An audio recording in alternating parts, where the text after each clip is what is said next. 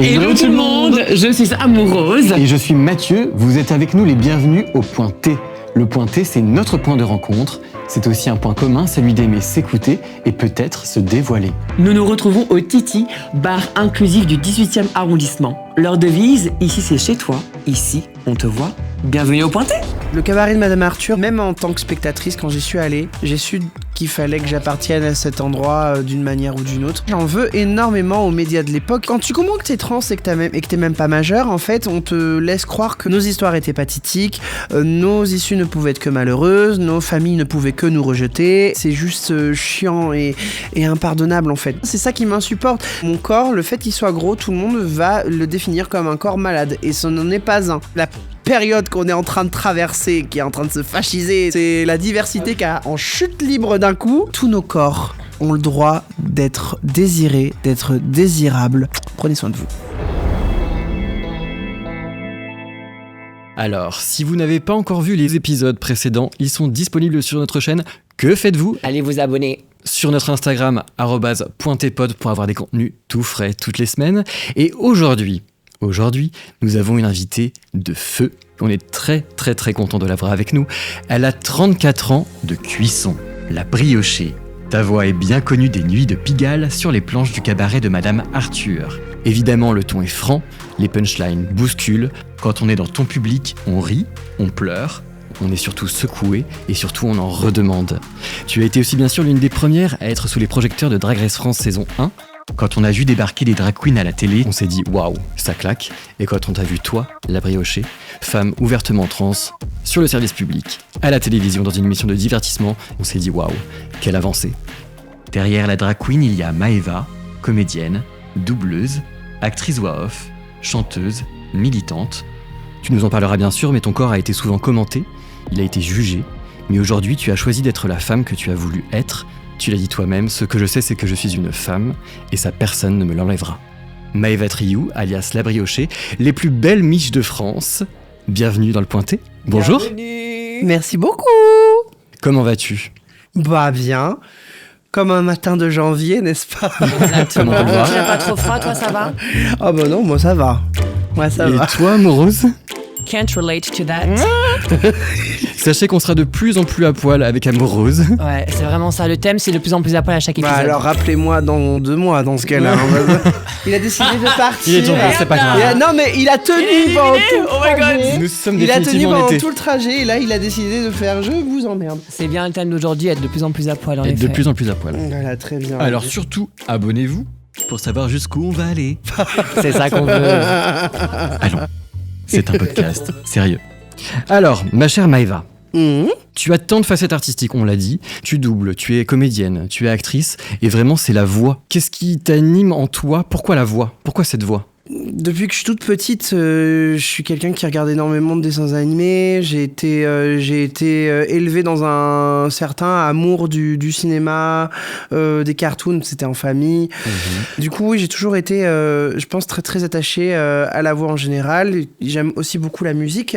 J'ai toujours aimé les voix. Je suis plus attaché quand même aux voix féminines qu'aux voix masculines en général. J'écoute beaucoup plus de chanteuses que de chanteurs encore aujourd'hui. Bon, peut-être parce que aussi il y a moins de chances de tomber sur des chanteuses problématiques que des chanteurs problématiques. Donc du coup, j'ai peut-être moins de temps à accorder à célébrer ou à aimer des artistes masculins.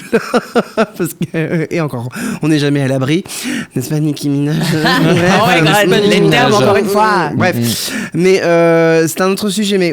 Du coup, j'ai juste eu envie, moi aussi, de me dire, tiens, est-ce que je suis capable aussi de générer des émotions, de véhiculer des choses à travers ma voix, de pouvoir inspirer des gens, comme beaucoup de personnes aussi m'ont inspiré juste avec leur voix. Il y a des voix qui m'ont littéralement aussi sauvé la vie, qui m'ont littéralement sauvé de la dépression. Et je pense que la voix, effectivement, a un grand pouvoir, de toute manière, sur l'être humain.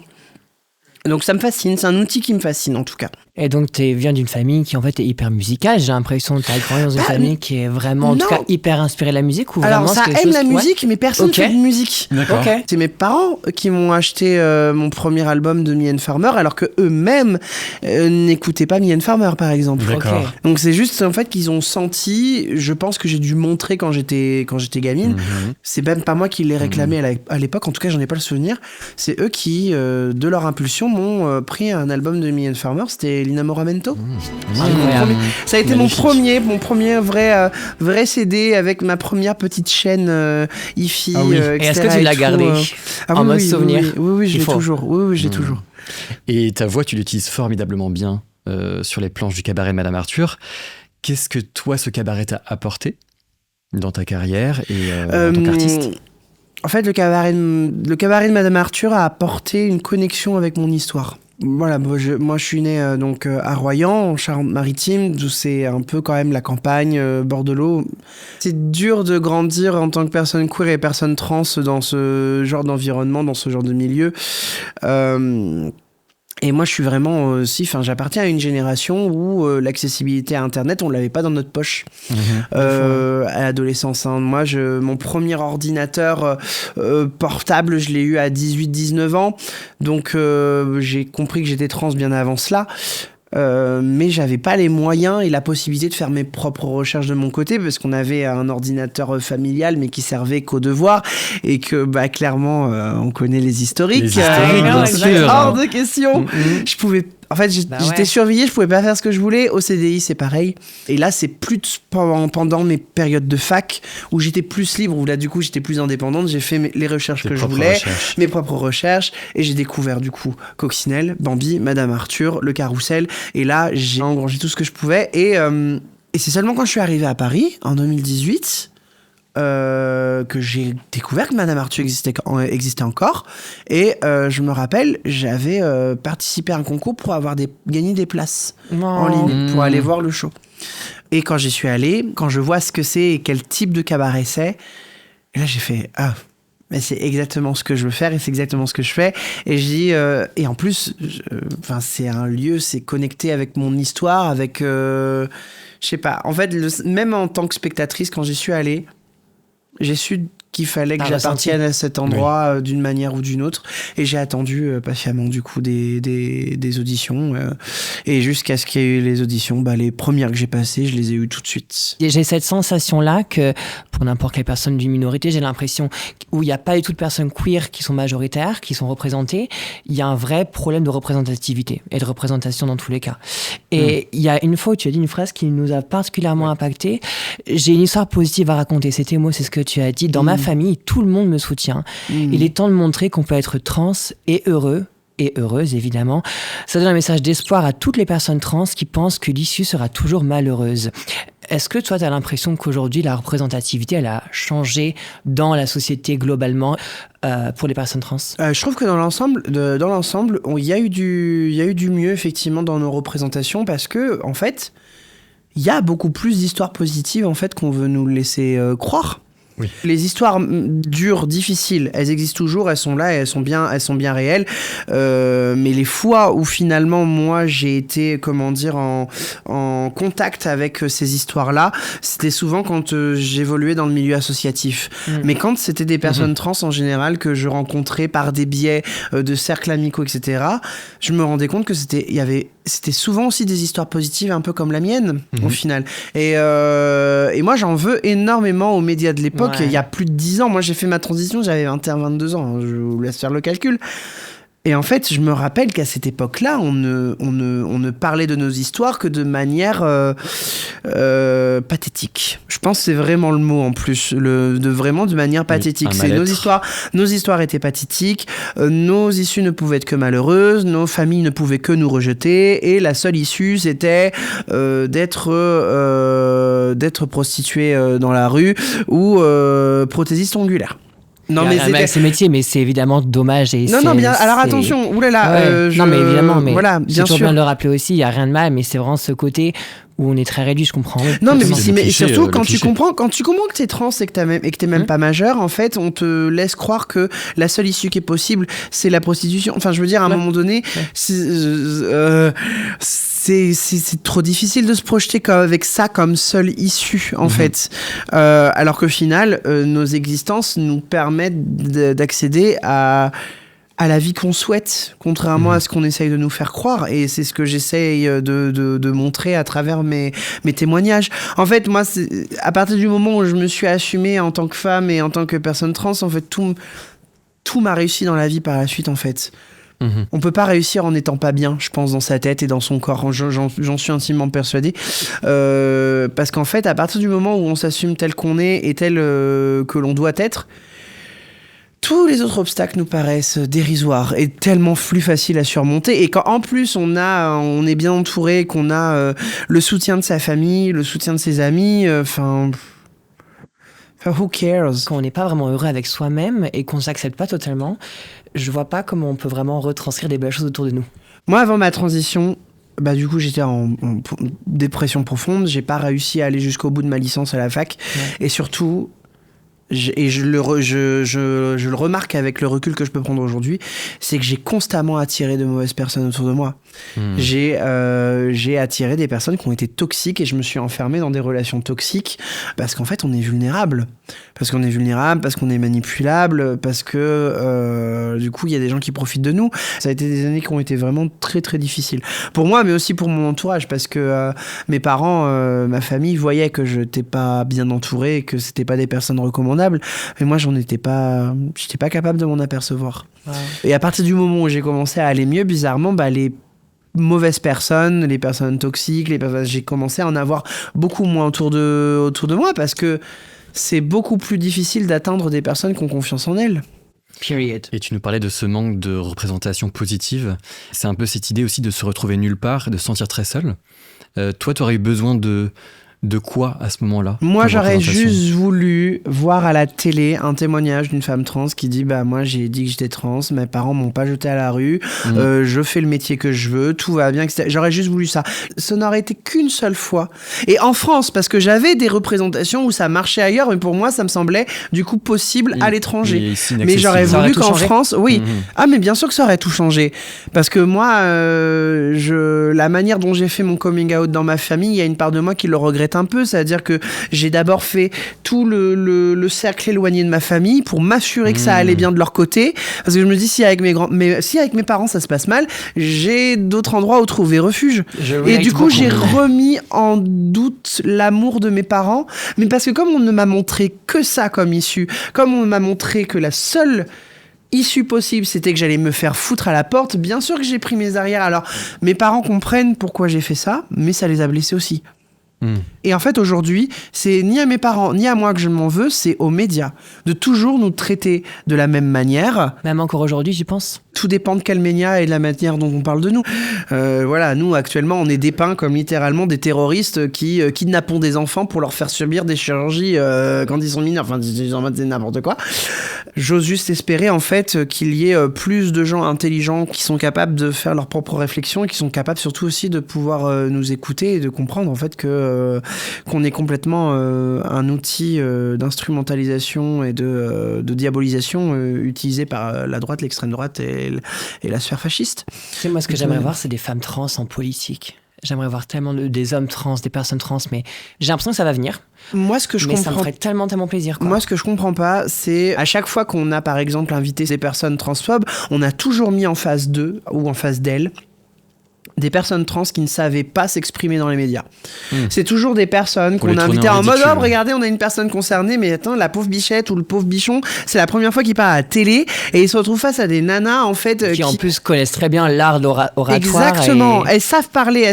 Donc enfin, tu les mets face à des jeunes personnes trans qui sont déjà impressionnées par les caméras et qui font forcément perdre leur... Enfin, il y a un moment donné, c'est forcément aussi de l'orientation politique que de choisir de prendre des personnes trans qui ne vont pas être capables de tenir tête à des discours comme ça. C'est pour ça, moi je dirais surtout aux personnes trans, si on vous invite sur un plateau télé, renseignez-vous sur qui vous avez en face et posez-vous la bonne question si vous êtes capable en fait de vous défendre face à ce discours-là correctement, et si du coup vous allez à réussir à apporter un discours positif qui va pouvoir aider notre communauté, parce que si jamais vous en sentez pas capable, n'y allez pas, ne vous mettez pas en danger, ça n'en vaut pas la peine, surtout pour ce genre de spotlight, parce que c'est pas des spotlights en vérité, généralement c'est un peu des mises à mort de notre communauté, hein, quand on a Ils savent très bien ce qu'ils font. des chaînes ou des émissions comme Cyril Hanouna qui nous a mais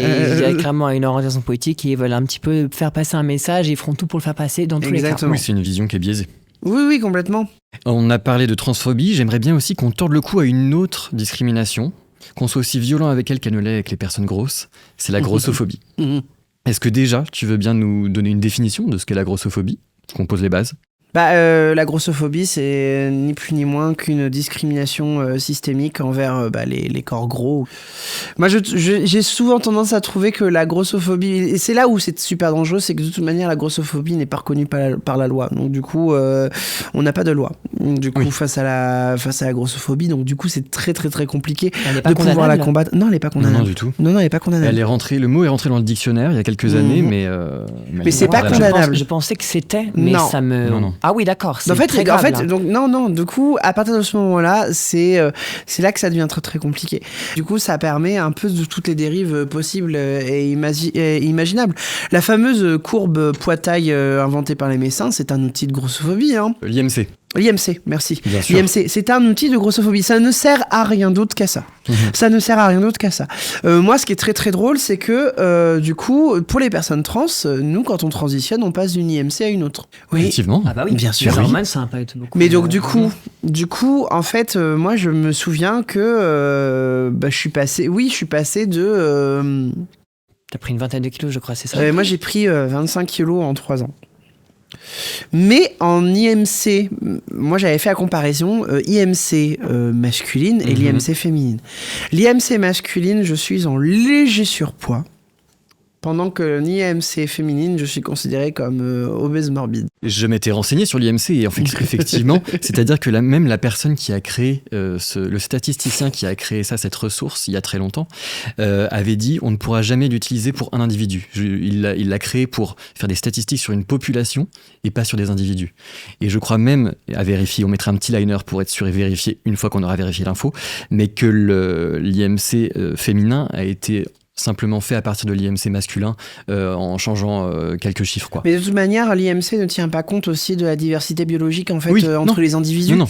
Voilà, il y a des personnes plus grandes, il y a des personnes avec une plus grande densité osseuse et d'autres moins. En fait, il y a et les personnes qui font du sport, les personnes, tu vois ce que je veux dire.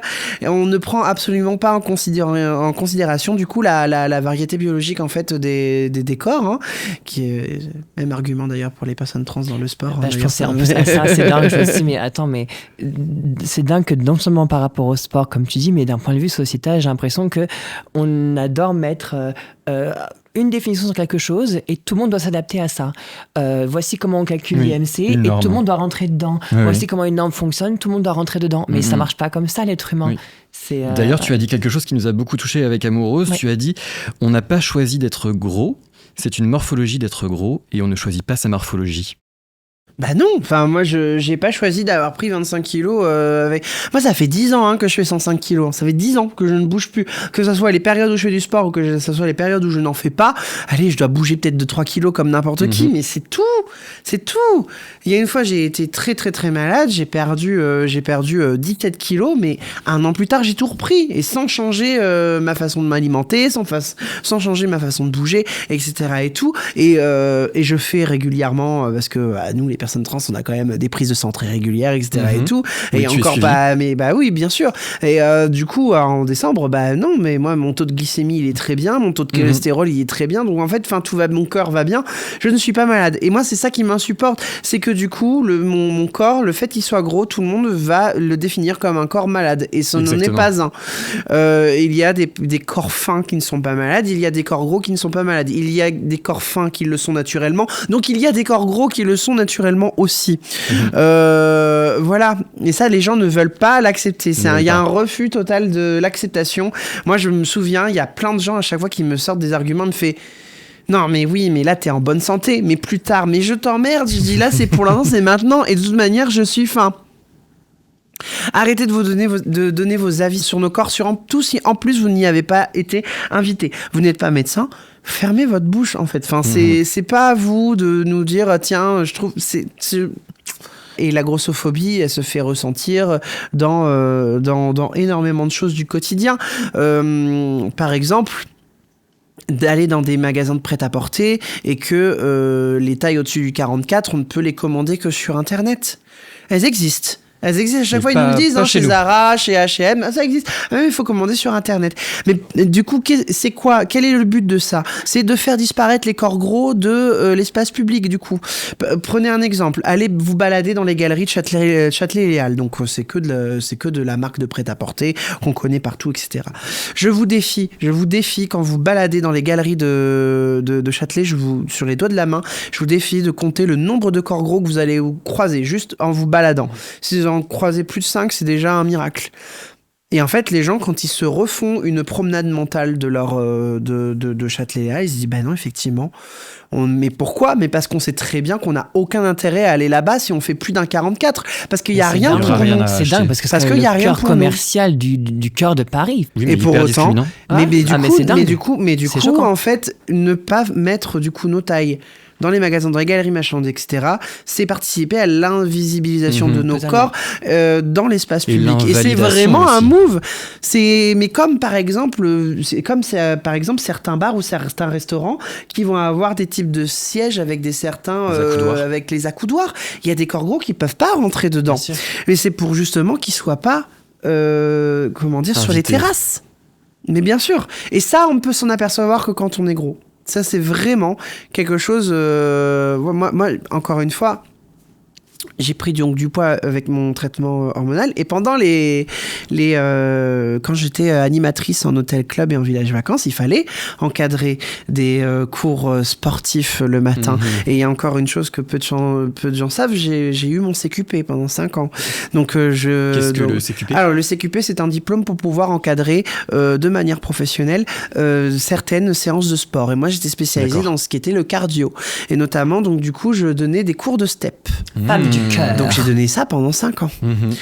Avec le même corps que j'ai aujourd'hui, avec mon corps gros. Et je me rappellerai toujours, du coup, des vacanciers et vacancières qui s'inscrivaient à mon cours, mais on donnait pas les noms des animateurs et des animatrices qui animaient tel cours, on disait juste à telle heure, il y a tel cours. Donc, step. Et moi, j'arrivais, je débarquais, je me rappellerai toujours d'une vacancière qui m'a dit « C'est vous qui allez donner le cours de step ?» Ils m'ont dit c'est pas votre collègue, c'est pas votre collègue parce que je me rappelle du coup moi j'ai un espèce de collègue un peu qui est des plages très sportif etc mais qui lui serait incapable d'encadrer un cours de step parce qu'il sait pas faire. Et d'avoir le cardio peut-être même aussi. Mais surtout qu'en fait à un moment donné j'ai regardé la personne, mais internalisé. Et moi je l'ai regardé, je lui dis écoute ma chérie, j'ai dit on va faire l'heure, j'ai dit si t'es encore debout, on en reparlera. J'ai dit parce que moi en plus de toute manière je sais pas si t'as regardé sur le planning, je m'enchaîne avec une deuxième heure. Et c'est moi qui fais les deux. Bravo. Réponse de star, par contre. Voilà. C'est clair.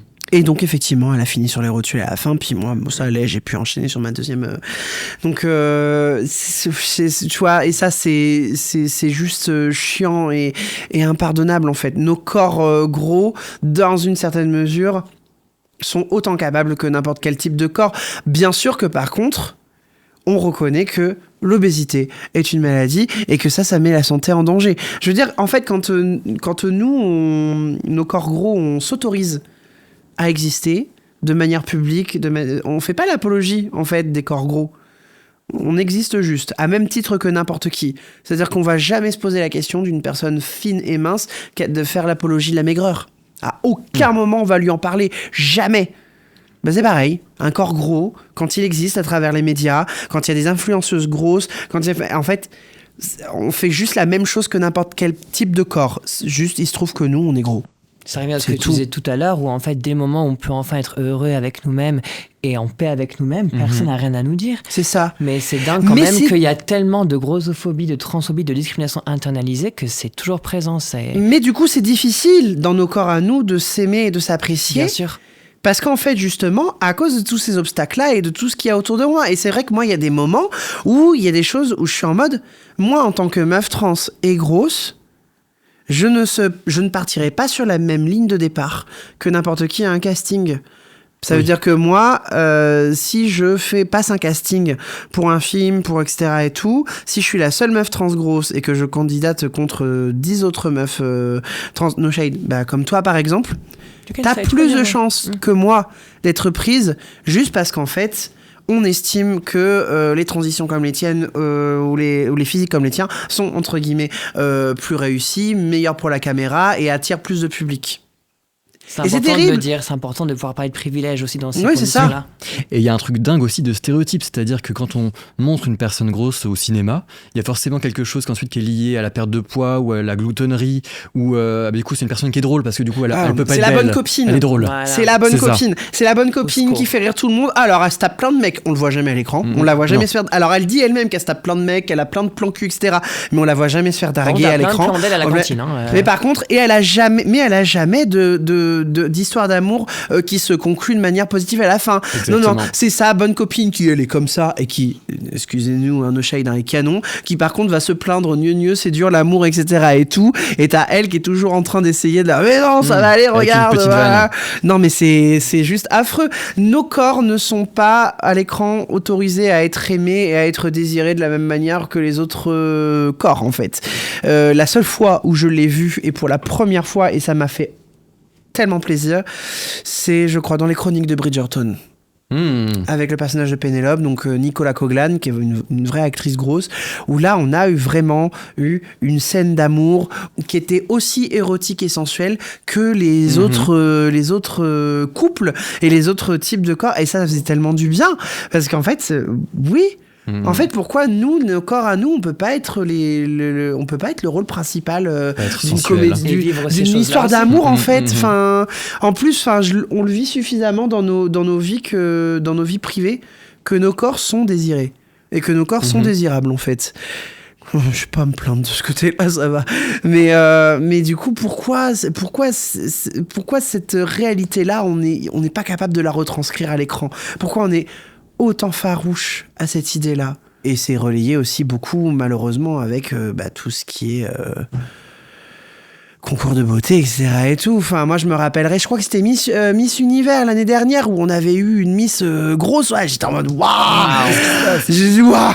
Et je dis mais on devrait même pas avoir de limite de poids en fait dans les concours là, les Miss France là en fait là. On vous voit là. On devrait autoriser les corps tatoués, on devrait autoriser les corps gros. Enfin, bref.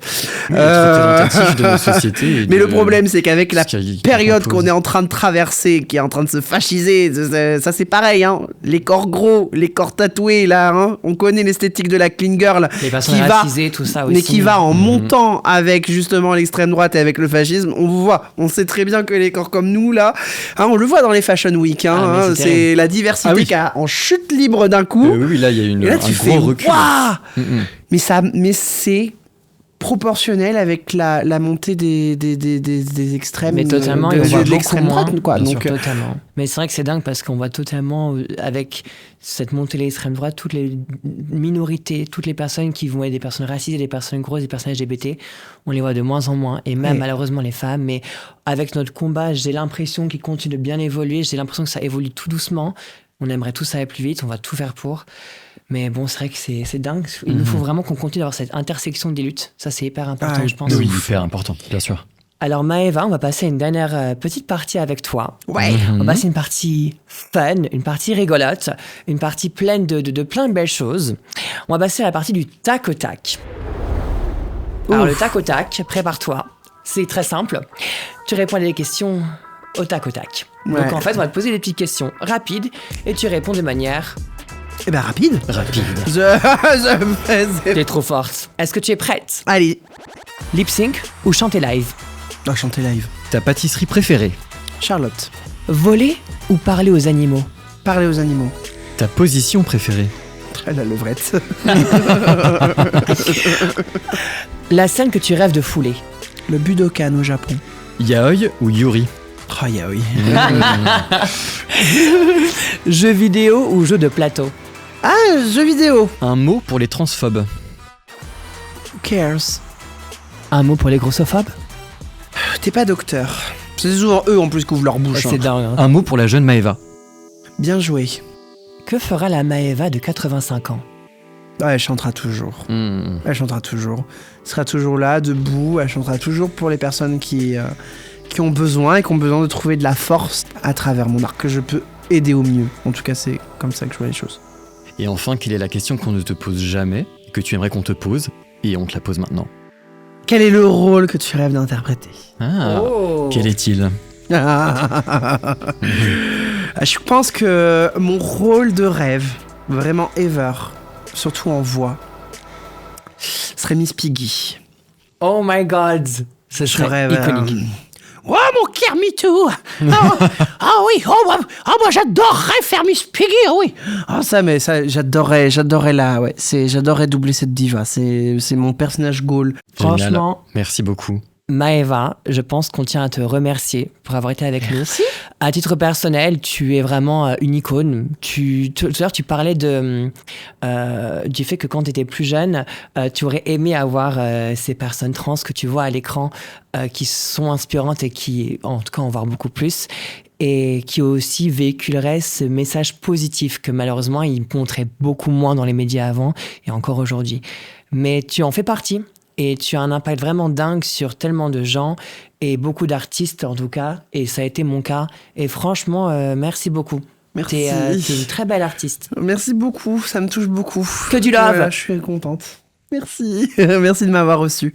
Avec grand plaisir. Et puis surtout, moi, juste un petit mot. Tous nos corps ont le droit d'être heureux, heureuses, d'être désiré, d'être désirable, de s'éclater, d'avoir des orgasmes, qu'on soit gros, qu'on soit mince, qu'on soit valide ou non, qu'on soit trans ou non. Et les personnes trans et grosses aussi, vous êtes aussi sublimes que les autres parce que je vois les personnes grosses qui m'ont dit que parce qu'elles sont grosses, n'ont pas osé transitionner. Et oui, j'en ai eu beaucoup trop dans mes DM. Donc, vous avez le droit au bonheur comme n'importe quel autre corps et n'importe quel autre individu. Prenez soin de vous. Merci infiniment Maëva. Merci la briochée d'avoir été avec nous. Merci de m'avoir invité. Merci Maëva. Merci à vous de nous avoir regardés. Brillez, c'est comme ça qu'on vous aime au Point T. À bientôt. À plus!